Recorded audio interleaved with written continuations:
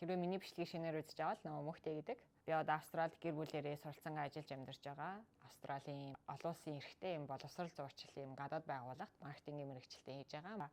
За өнөөдөр болохоор Австрали руу ирэх байгаа буюу 3 дахь орноос Монголоос бусад орноос ирэх байгаа Австрали руу ирэхээр сонирхож байгаа хүмүүст өнөөдрийн бичлэгээр маш олон дэлгэрэнгүй зүйлсийг тайлбарлахаар за Монголоос болон бусад орноос визээ өгөхөөр төлөвлөж байгаа бол 2024 онд маш олон өөрчлөлт гарсан. За тэгэхээр нэгдүгээрт аялын визээр мэдүүлэх байгаа тохиолдолд та 1 жилээр виз нь гарна. Гэхдээ 3 сараар л одоо байх хэрэгтэй. 3 сар орж ирснээс хойш 3 сар байх боломжтой. Тэрнээсээ хойш дахиж гараад буцаж орж ирээд явдаг ч юм уу те. Тэгж болно 1 жилийн хугацаанд л 3 сарын залтаа зөрчихгүй байх хэрэгтэй гэсэн үг. Аялын визтэй байгаа тохиолдолд ажиллах боломжгүй, 3-аас илүү сар сурах боломжгүй. Сургалтын виз маань болохоор маш нарийн шалгууртай. За сургалтын виз маань болохоор 2 төрлөөр хоёр үе шатаар шалгагддаг. За нэгдүгээрт болохоор бичиг баримтын бүрдэлтийг харна. Хэрвээ бичиг баримтаар нь буюу ямар нэгэн зүйл дутуу байх юм бол шууд виз татгалзал ирнэ.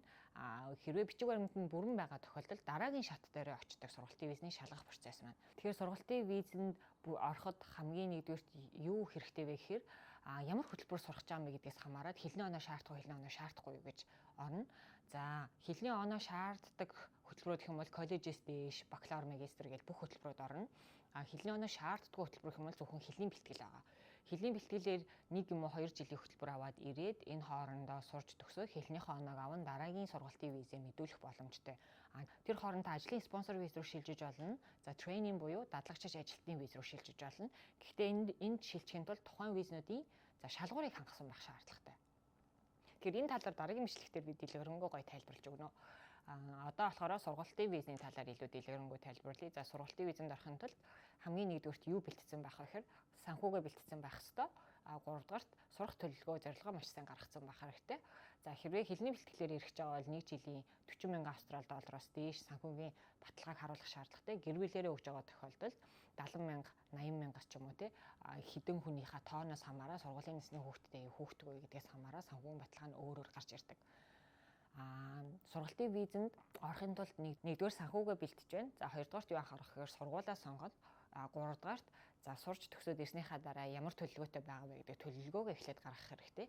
За хэрвээ байнгын оршин суух авна гэж бодож байгаа бол энэ дээр бүр маш сайн нарийн төлөвлөгөө гаргаж ийж анханасаа визээ мэдүүлж ирэх хэрэгтэй.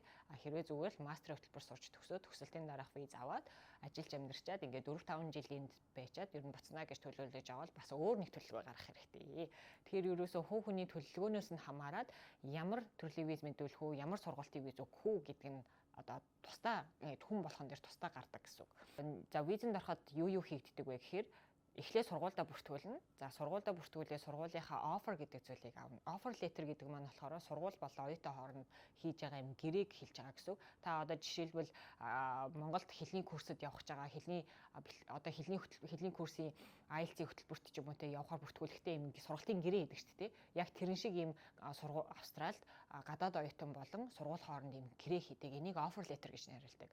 За гэрээгээ хүлээн зөвшөөрөн гэрээтэйгээ танилцсан буюу те гэрээн дээр заагдсан төлбөрийн буцаалт, сургууль солих боломж, хөтөлбөрөө солих боломж гэх зэргийн талаар бүх зүйл нь гэрээнд заагдсан байдаг.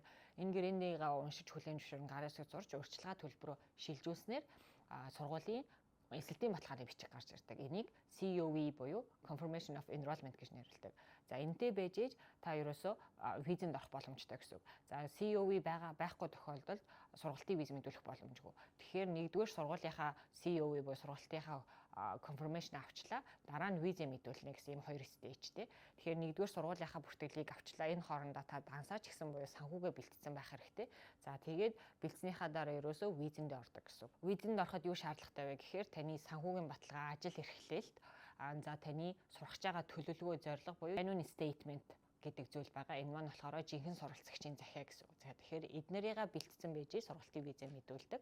За сургалтын виз мэдүүлэхэд ямар хэмжээний зардлууд, төлбөрүүд гарах вэ гэхээр эхний нэгдүгээр төрөний хэлсэн сургуулийн confirmation буюу те сургалтын урьдчилгаа төлбөр. За энэ нь сонгосон сургуулиас хамаарат тусдаа өөр байдаг. Хамгийн багадаа 1200 байдаг. За 1200 Австрали доллар гэсэн үг. За тэгэхээр энэ маань 2,400,000, 2,500,000 төгрөг гэсэн үг. За хоёрдугаарт гарах зардал нь визний хураамж. За элчин сайдын яамд төлөгддөг визний хураамж нь одоо 1622 Австрали доллар байгаа. За гуравт нь эрүүл мэндийн даатгалаа заавал сургууль одоо суралцах хугацаанд бүтэн даатгалтай байхыг шаарддаг. За ингээд даатгалаа төлж байгаа. Ингээд гарах зардлууд нь бол нийтдээ ийм буюу ойролцоогоор approximately $4,000 зарцуулж ийж ерөөсөө сургалтын визэнд ордог. За хэрвээ сургалтын виз чинь татгалзлаа гэж байгаа тохиолдолд сургуулийн урьдчилгаа төлбөр буцаагдана. За эрүүл мэндийн даатгал буцаагдана. Үлдсэн хураамжууд нь буцаагдахгүй. Яагаад тэгэхээр нэг л удаадаа төлөгдөж байгаа. Нэг нь элчин сайдын яамд төлөгдөж байгаа. Хамгийн чухал асуулт нь ерөөсөө санхүүгээ яаж бэлтэх вэ гэдэг чинь тий. Одоо чинь санхүүгээ бэлтгэхэд ерөөсөө нэг удаадаа мөнгө байршуулдаг хүмүүсүүдээр мөнгөө байршуулаад тодорхойлт аваад орж болох уу гэдэг. Яагаад тэгэхээр сүүлийн 3 сар юм уу 6 сар ингээд 100 хэдэн сая төгрөгийн үлдэгдэлтэй тодорхойлт харуулна гэдэг маань маш хэцүү байдаг шүү дээ. Ер нь бол тэр чинь хүн болгон тийм хадгаламжтай манайх ч юм байж чадахгүй. Тэгэхээр тэрийг харуулахын тулд ерөөсөө дараах 4 юм уу 5 зүйлээр нотолчих боломжтой. Ерөнхий шалгуурт нь ерөөсөө л за нэг эсвэл зээл хийж болно. За нэг эсвэл үл хөдлөх хөрөнгө борлуулсан орлого байж болно. Энд гуравт ивент тэтгэгч байж болно. Боёо одоо таныг спонсорлж байгаа гэр бүлийн хүн ах эгч чинь тийм хүн байж болно. Тэгэнгүүт санхүүгийн баталгаа бэлтгэх нь хувь хүн болох нь тусдаа өөрөө ингэсэн кейстэй хүний хийдэг ажлууч гэсэн тусдаа хадаг.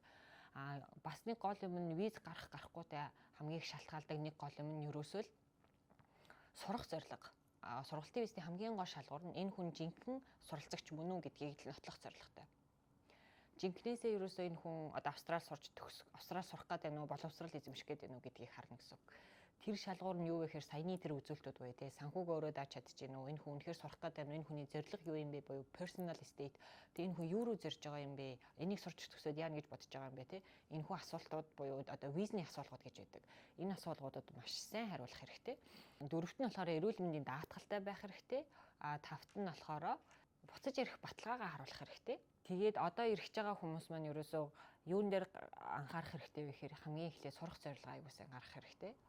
За ялангуяа хэлний бэлтгэл сурах гэж байгаа бол хэл сурах ордлого наан нь бас хийсэн байх хэрэгтэй тий. Би ингээд Монголд ингээд ийм сургалтаас суусан чинь миний ингээд төвшөө одоо ийм байна. Би ингээд үнэхээр ахихгүй байна. Тийм учраас би ингээд их одоо тий native speakerтэй буюу англи хэлээр ярьдаг юм оронд нь practice хийж ингээд өөрийнхөө хэлийг сайжруулмаар байна. Өөрийгөө ингээд сорж үзмээр байна. Хэлээ сайжруулмаар байна гэдэг ч юм уу тий. Ийм ямар нэгэн ийм орлого хийсэн байх юм бол таны виза аппликейшн дээр чи илүү сайн гэж харагддаг. Хүчтэй одоо виз мэдүүлэгч байна. Энэ хүн үнэхээр сурах гэдэг байна гэдэг зүйлийг тухайн одоо офисерт ойлгуулах хэрэгтэй байхгүй. Тэрийг ингээ харуулах хэрэгтэй гэсэн үг. Одоо нэг ялгаа нь Америк, Австрали хоёр визний ялгаа болохоор ингэдэг байхгүй. Америкийн виз чи болохоор ярилцлаганд өөрөө орж ингээ өөрөө тайлбарлаж тухайн хүнтэй харилцаж энэ communication үүсгэдэг. Австралийн виз чи болохоор онлайнаар буюу одоо ингээд та өөрийгөө тайлбарлах бичиг баримтууд, өөрийгөө хэн бэ гэдгийг харуулах бичиг баримтууд өгөх хэрэгтэй байдаг. Тэр нь ямар ч визэн дээр тэ аялал одоо тэ сургалт, спонсор тэ энэ бүх визэн дээрээ тэрийг амар сайн харуулах хэрэгтэй гэсэн үг байхгүй юу? Тэгэхээр гол юм нь ерөөсө тэрэн дээрээ анхаарах хэрэгтэй. Санхүүгээ хэрвээ одоо орох жоо санхүүгээ дор хаяж 3-аас 6 сар ингээд өөрийнхөө дансыг бэлтэх хэрэгтэй. Хуваараа бизнес эрхэлдэг бол өөрийнхөө бизнестэй хамааралтай бичиг баримтуудаа ч гэсэн анханаас нь сайн бэлтэх хэрэгтэй. Одоо жишээ нь юм зарж борлуулдаг эсвэл машин борлуулдаг байх юм бол машин борлуулсан бичиг баримтуудаа буюу өөрийн нэр дээр зарж борлуулсан нэр шилжүүлгийн баримт ч юм уу те эсвэл түрээсийн гэрээ ч юм уу те тэр болохноор аягүй сайн бэлтэх хэрэгтэй. Таны сүүлийн 3 буюу 6 сарын хуулагчин дор хаяж 100 саяас дээш ингээ орлого зарлагтай байвал илүү таныг хүчтэй одоо энэ хүн санхүүгийн хувьд аягүй сайн доктортой хүн юм байна гэдгийг чи харуулах гэдэг гэсэн. Тэр утгаараа 3-аас 6 сар ер нь бол дансаа бэлтэх хэрэгтэй. Тэгэхээр сургалтын визэн дээр бол гол анхаарах юм дансаа бэлтэх хэрэгтэй юм байна. Сурах зорилгоо тодорхойлох хэрэгтэй юм байна. Наан нь хэл сурах гэдэг эсвэл тэр сурах гэдэг орлого хийсэн юм байна. Бусад орнуудтай харьцуулсан юм уу гэх зэрэгтэй ийм амар олон хүчин зүйлийг авч үздэг. Ялангуяа бас манай улс орны санхүүгийн байдал за дээрээс нь Австралийн засгийн газартай манайх улс төрийн хувьд ямар ийм харилцаа холбоотой юм бэ гэх зэрэгтэй бүх хүчин зүйлүүдийг оруулж үздэг юм байлээ. Тэгэхээр сургалтын визээ өгч байгаа бол ер нь бол аягүй сайн бэлтэх хэрэгтэй. Яаран өгөхөөс илүү ерөөсө бичиг баримт аягүй сайн бэлтсэн байх хэрэгтэй. Дараагийн бичлэгээрээ би энэ талаар илүү дэлгэрэнгүй гой бичлэгүүд оруулнаа. Тэгээд та хэд хэрвээ сонирхож байгаа асуулт байх юм бол энэ бичлэгэнд дор комент хийгээд Австрали руу ирэх байгаа хүмүүст энэхүү бичлэгийг түгээгээрэй, шеэрлээрэй. Дараагийн бичлэгээр уулзцгаая. Бай бай.